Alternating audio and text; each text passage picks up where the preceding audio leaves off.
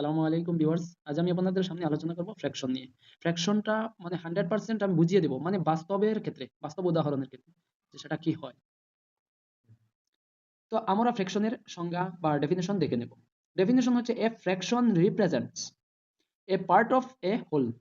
একটি সম্পূর্ণ জিনিসের একটি অংশকে উপস্থাপন করে ফ্র্যাকশনে, ভগ্নাংশ। তো ভগ্নাংশ মানে কি একটা জিনিসের একটা সম্পূর্ণ জিনিসের একটা অংশকে বোঝায়। ইট ইজ রিটেন, ইহাকে লেখা যায় এজ এ বাই বি। এটাকে এ বাই বি তে বি হিসাবে লেখা যায় হয়। আর সেখানে এ হচ্ছে নিউমারেটর অর্থাৎ লব, লব বাংলাতে হচ্ছে লব।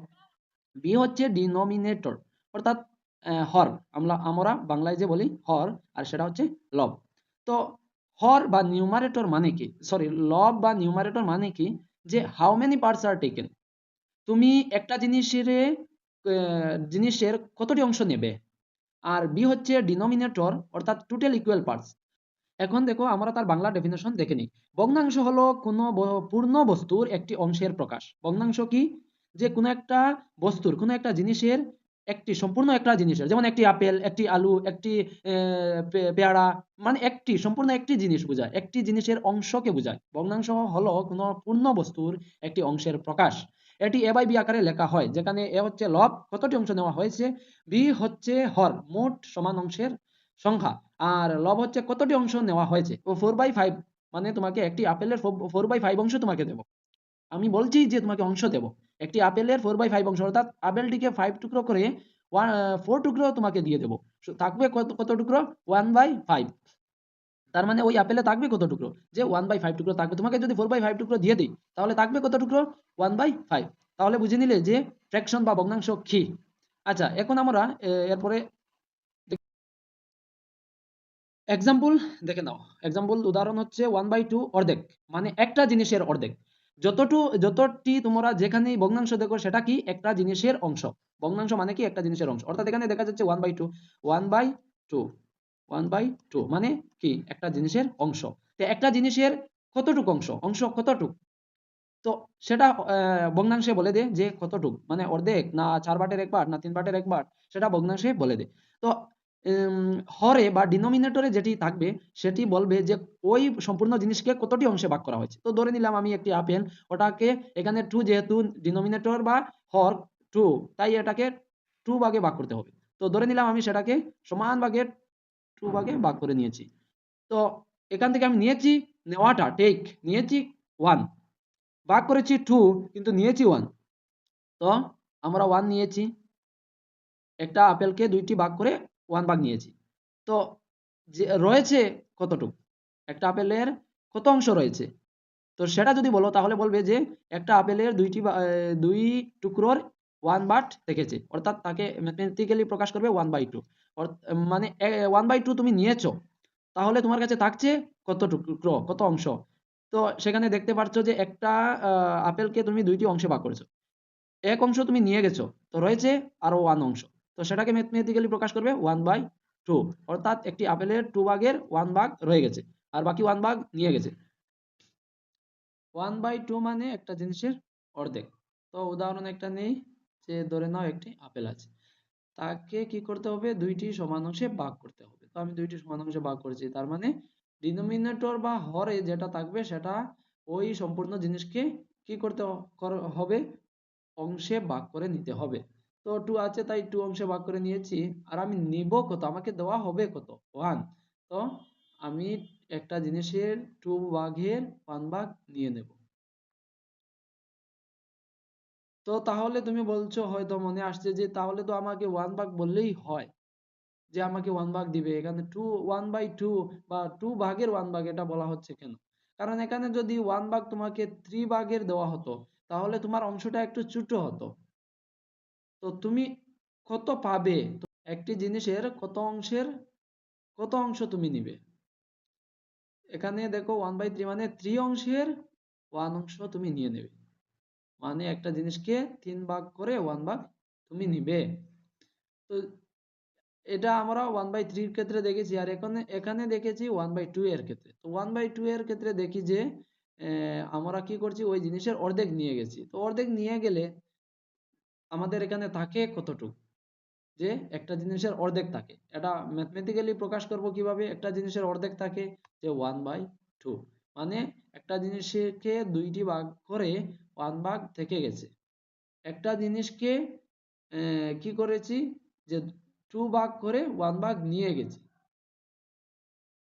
আর এখানে কিছু আছে কি না, তার মানে 1/2 এই অংশের মান আর এই অংশের মান 1/2। এই অর্ধেক 1/2 মানে অর্ধেক, 1/2 মানে অর্ধেক, অর্ধেক অর্ধেক যদি আমরা একসাথে রেখে দিই তাহলে কি হবে? সম্পূর্ণ একটি আপেল হবে।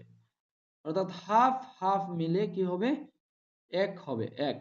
তো আমরা 1/2 প্লাস 1/2 কে লিখতে পারি 1, মানে হাফ টুকরো আপেল হাফ প্লাস হাফ টুকরো আপেল যদি একসাথে জুড়িয়ে দেই তাহলে কি হবে?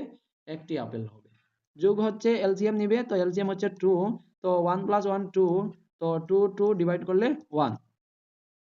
তো আমরা বাস্তব উদাহরণের মাধ্যমে দেখে নিলাম যে ফ্র্যাকশন কাকে বলে, ভগ্নাংশ কাকে বলে। আচ্ছা, এখন প্রকৃত ভগ্নাংশ, ভগ্নাংশকে দুইটি ভাগে ভাগ করা হয়েছে। একটা হচ্ছে প্রকৃত ভগ্নাংশ, অর্থাৎ মূল যে কনসেপ্ট এসেছে ভগ্নাংশের সেই জিনিসটা বোঝায় বা সেই ক্ষেত্রে ব্যবহার হয়। আর নকল বা মানে অপ্রকৃত, মানে প্রকৃত ভগ্নাংশ নয় এমন ভগ্নাংশ আছে, তার উদাহরণ আমরা দেখে নিই। সেটা আমি উদাহরণটা বুঝিয়ে দিই যে আমরা ভগ্নাংশ ব্যবহার করি বা ভগ্নাংশ সংজ্ঞা হচ্ছে যে একটি সম্পূর্ণ জিনিসকে তুমি কি করো, একটি সম্পূর্ণ জিনিসের অংশকে বোঝায় ভগ্নাংশ।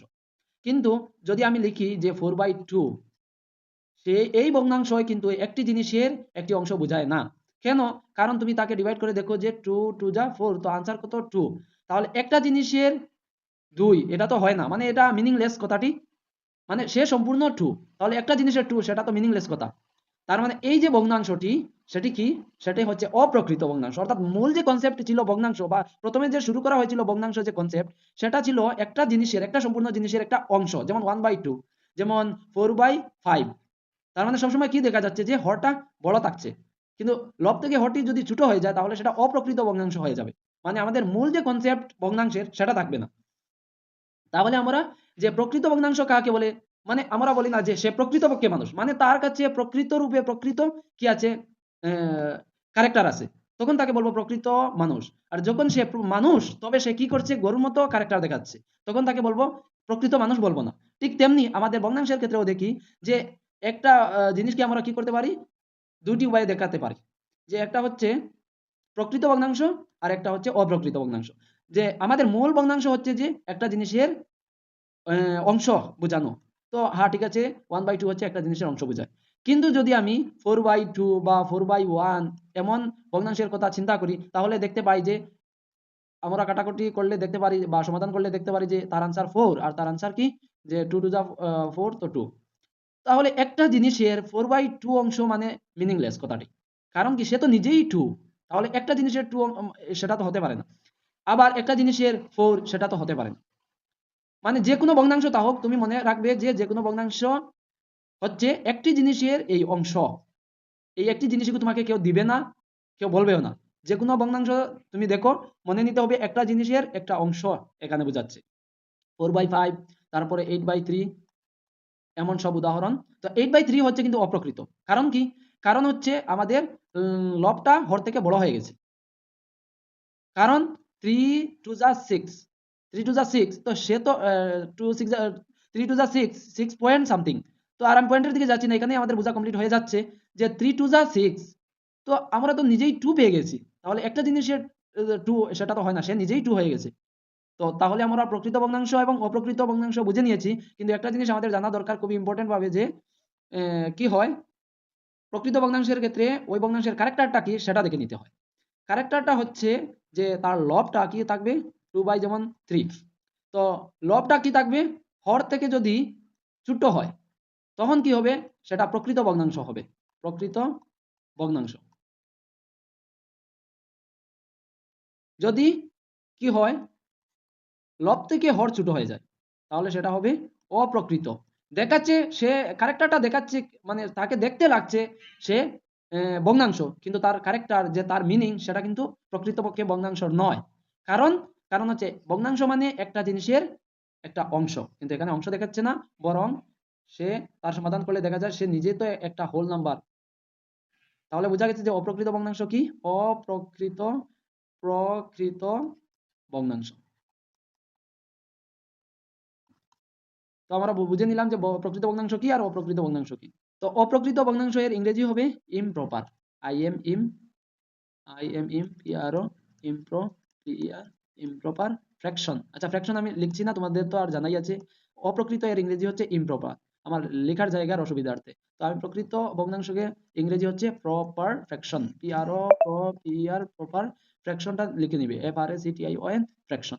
তো আজকের ভিডিও এতটুকু। আলহামদুলিল্লাহ, আল্লাহ হাফিজ, দেখা হবে পরের ভিডিওতে।